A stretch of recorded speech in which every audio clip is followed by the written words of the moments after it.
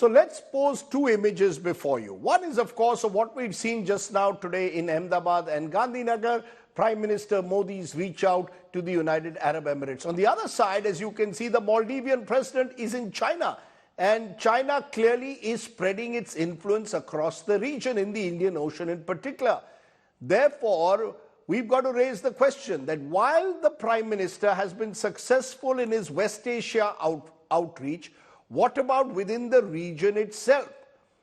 Within the region, as the Maldivian issue has now demonstrated, clearly China is making an effort to try and expand its influence. How does India counter it? Two images, two stories, which raise the question.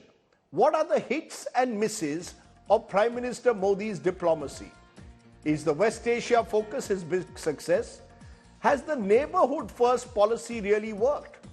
Does countering China and its growing influence in this region remain still the biggest challenge? These are questions that I will raise tonight. Joining me now is Kanwal Sibal, former Foreign Secretary, Wael Awad, senior journalist and someone who's tracked West Asia for years, and KC Singh, former Secretary, Ministry of External Affairs, has served in West Asia as well. Appreciate all of you joining us on the show. Kanwal Sibal, to you first. If I were to say and put those two images there, Prime Minister's outreach to West Asia is a big success, and in the neighborhood, India finding itself, some would say, increasingly hemmed in by Chinese influence. Hits and misses, how would you respond? Look, this is nothing new. China's influence in our neighborhood. After all, look at the relationship with Pakistan. The China-Pakistan Economic Corridor, their presence in POK. But more than that, we are in direct military confrontation with China. China is a neighbor. And then in Nepal, they have made a lot of inroads over the years. But Prime Minister Modi has been very proactive vis-a-vis Nepal and has tried to redress the situation in India's favor. I have served in Nepal, and I know that the Nepalese will never give up the China card, as all our neighbors, because they want to balance India with China, and they know there's competition between China and India. On top of that, they know that China has far more resources. It can help them in infrastructure, in other development activities. It has a lot of money to spend. So China has certain advantages. Now in Bangladesh, we have been very successful. The most successful relationship in our neighborhood today is with Bangladesh, but Bangladesh also plays the China card.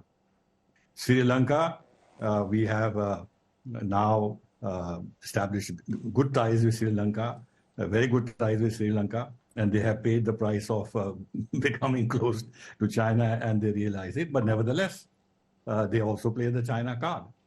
They are now trying to balance things. Now, for example, for 1 year, they will not allow Chinese ships to come into Sri Lankan waters.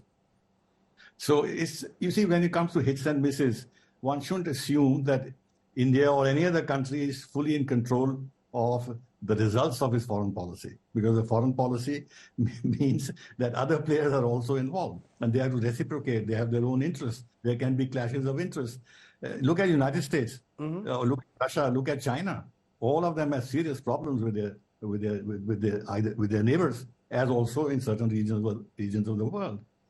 So I would say that let's not simplify, to my mind, the situation and try and compare our success in West Asia, which is obvious, which is dramatic, and talk about our difficulties in our neighborhood, which is a long-standing problem. And I have written about this and reflected. No, but there will, I'm not simplifying it, but there is a tendency at times to only focus on the hits and not look at where perhaps there have been misses. You mentioned, interestingly, Bangladesh as a successful relationship that has been built in the neighborhood. But there are others where the successes have been much less visible, and certainly Maldives has become the latest example, perhaps, of where we've got a couple of things wrong. I'll come to that in a moment. But Wael Awad, looking at those images that are coming in, does that surprise you? No Indian Prime Minister has invested, it seems, as much in India's relationship with the United Arab Emirates. The Prime Minister has been there more often than any other Indian Prime Minister to Dubai. Would you concede that his West Asia outreach has surprised many like you, who maybe in 2014 would have thought that that would be an area ignored. Well, not only in 2014, at 2002 also as well, because what we have seen the development in India over the 2 decades, Rajdeep, and you are also following us. We know that the development in the West Asia has been always the proximity to Indian affairs, because the Indian food security, oil security, and the expatriate Indians living in the Gulf is a prime important for India. But having said that, I would say the Prime Minister, when he took office in 2014, made sure that he can reach out to most of the Arab nations. And if you see the GCC country, he has been awarded the top awards in each country he has been visiting. So that seems give a clear indication of the importance of the Gulf country investing in India. In fact, if we look at the trade relation between India and the Gulf country, especially with the Emirates, we see that there is a rise more than 10% annually of the trade relation between the 2 countries, despite the fact that UAE is a small country while India is a giant subcontinent. So, but nevertheless, the trade relation has been growing.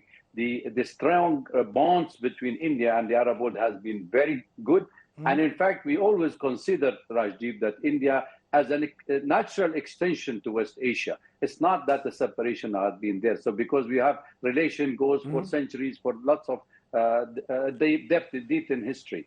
But I think what the Prime Minister is trying here is to show that the pragmatism in Indian foreign policy might be succeeding in giving India a new status in the international affairs, and especially in the Gulf region, because the development in our region is so fast and so contradicting each time, where you can support, where you have to oppose, where you can stand.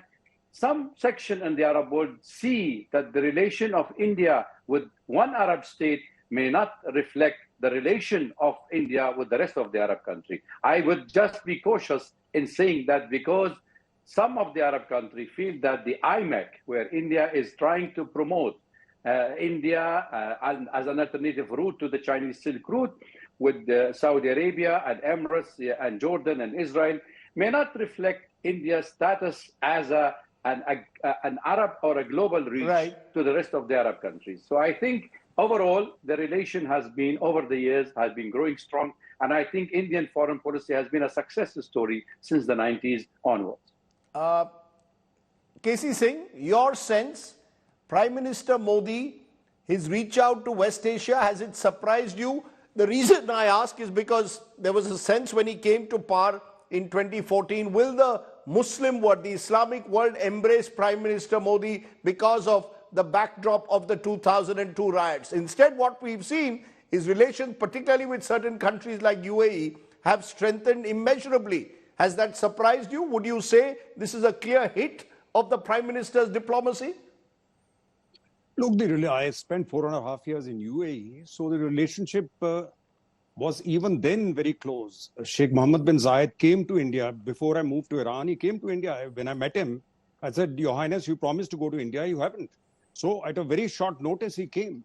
But Prime Minister Vajpayee and Mr. Mishra, Principal Secretary that time, were looking at the Gulf differently. For them, Iran was a very important component. So they were not focusing so much on UAE. So they met him, they received the letter from his father. But I think the doors were not that open at that stage, because they were balancing relationship with Iran, which was seen as very important till 2002, 2003, when they got into the problem of the nuclear issue. Let me just comment on the neighborhood. One point, that essentially we must not forget that we have a problem wherever there are democracies. And when you have an election in a democracy and the government changes, so quite often the new person who's coming in, if we are close to the previous one, there are difficulties that come in. And Muzu was hinting it from the beginning. In fact, his whole campaign was get India out of Maldives. This is nothing new what has happened. His deputy ministers have taken it to a very rude and an excessive extent. But essentially the policy is the same, that they wanted India out and they want China in, and they're a part of the Belt and Road.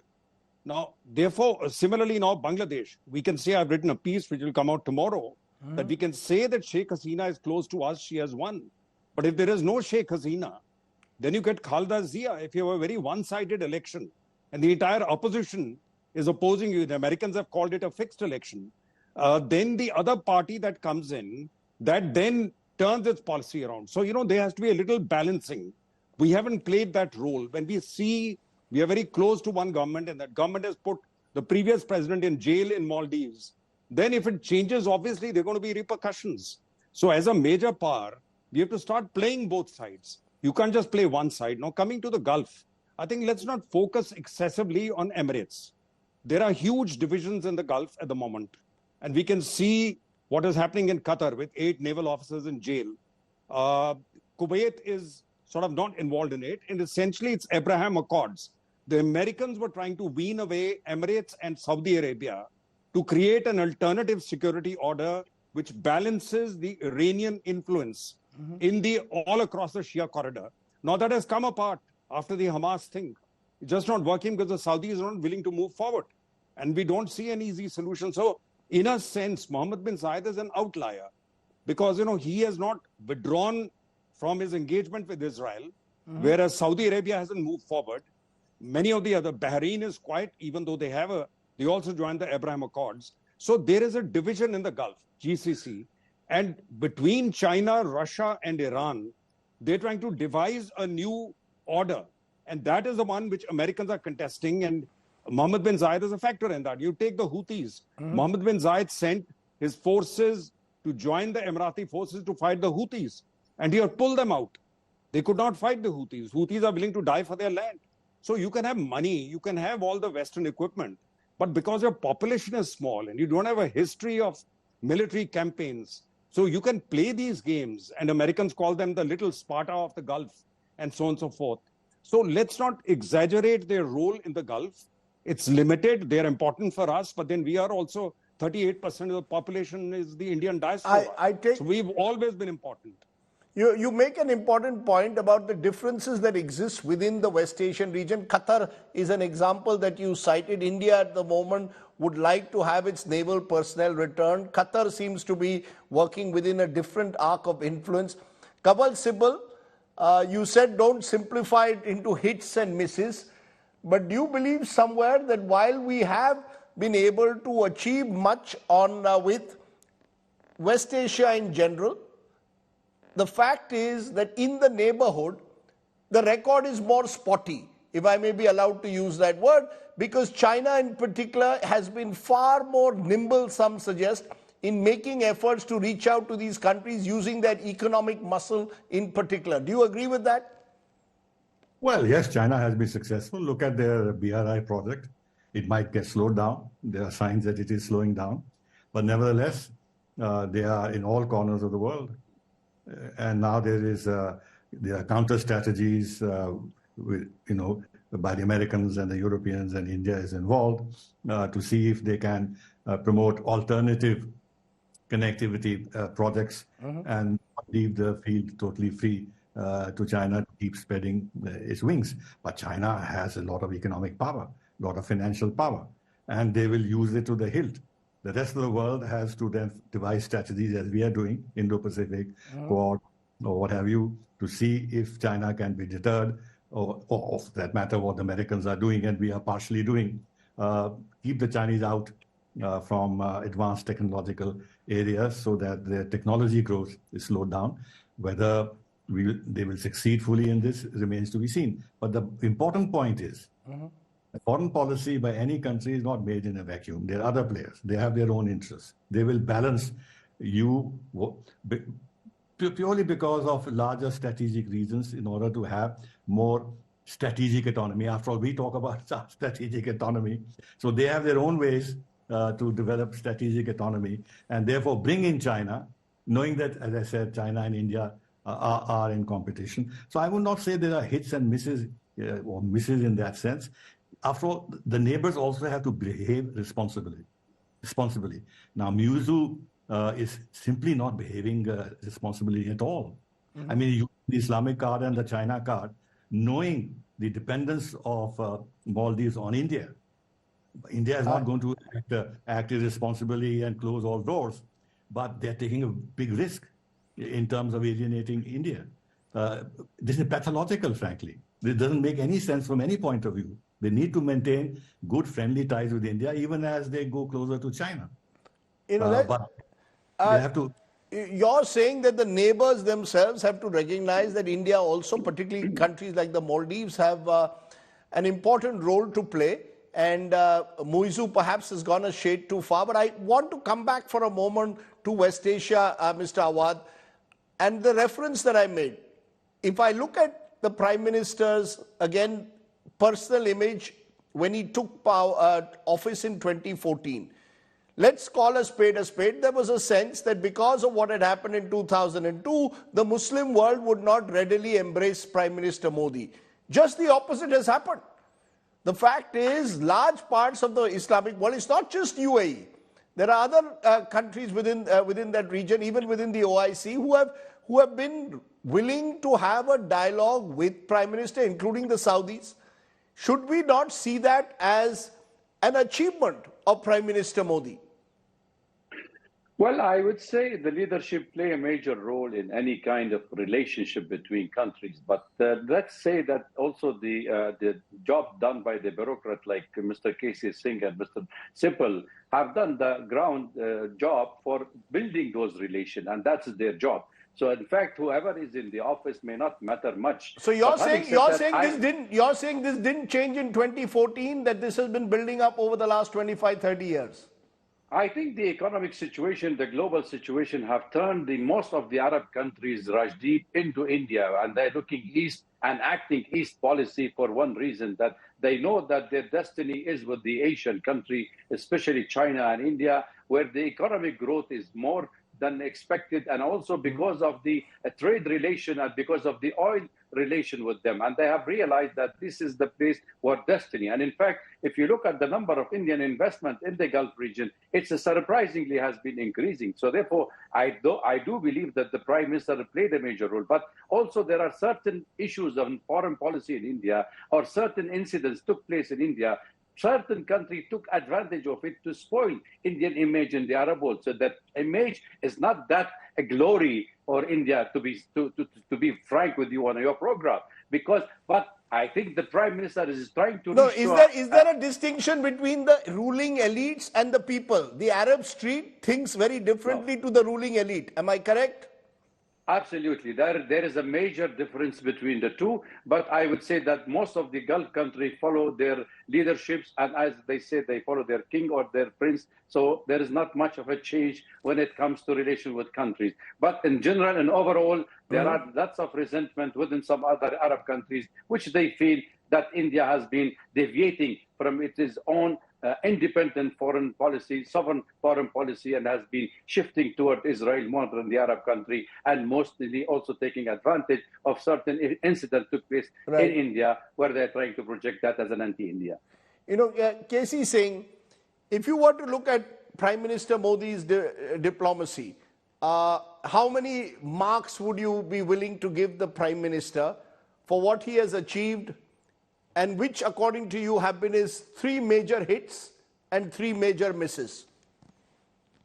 Well, we don't give marks to prime ministers. I mean, essentially, its foreign policy is in continuum. He is in the best tradition, which, Vajpayee did. Manmohan Singh tried his own way. After all, the nuclear deal was starting from Vajpayee's time. Then Manmohan Singh took it and goes to the next logical extension. But I would say that he's picked up the threads, which he inherited pretty well. But what he's brought is a highly personalized kind of diplomacy. The advantage with that is that you can do the hugs, you get the people over, you do it optically looks like you are drawing people in, and you will get things from them. By the same time, the disadvantage is it sends a signal to some of the other countries, or say the opposition in a democratic country, where they think you're too closely aligned with the government. And when the government changes, there is a problem. So to give you an example, now Iran would be noticing very closely what you're doing here. So Iran has already moved into the sphere of China and Russia, and their influence is all the way to Lebanon and Hezbollah. What we are seeing happening there, it's directly a confrontation indirectly between Iran and the US, which is taking place, and Israel is right there in the middle. So therefore, we've had to back off from that initial support to Israel, which Prime Minister extended. You made the point about personalized diplomacy. You're saying it's a double-edged sword. Am I correct? You're saying this level of personalized diplomacy works in some countries. It could have a backlash in democracies if the opposition wins. Am I reading you correctly? No, that's absolutely correct. I gave you the example of Sheikh Hasina, and same thing happened in Maldives. The previous president had been locked up by the previous government. Now, when this guy came in, one of the first things Muzo did was release that president. So he's aligned with that president. So then obviously you are going to have a reaction which comes with that. I think what we have to do is we have to study the domestic politics of a particular country very closely, where there's a democracy, and balance your relations. Like today, I don't know, are we reaching out to Khaleda Zia or Khaleda Zia's son in London? She's under house arrest in Bangladesh. Tomorrow, if Sheikh Hasina is not there, there's no line of succession. Then it happens like it happened after her father. You got military rule or you got some other kind of rule, and then you lose all the contact. So that's the advantage we have over China. China doesn't understand domestic politics. They will deal with whoever is in charge. But we have to, in the neighborhood, start either influencing the politics or make sure your ally doesn't lose. Or whatever you do, or you play with both sides and make sure that there is no reaction if your ally loses. So that is something which has to be done. And similarly in the Gulf, if you're seen as too close to Mohammed bin Zayed, then he doesn't get along with Qatar. Iranians suspect, what he's trying to do. Their interests are in conflict. Then all those whose interests are in conflict, they then start doing their sums differently. And you don't want that. You don't want a imbalanced outreach. You want a balanced outreach. I take your point. Final word, therefore, from you, Kanwal Sibal.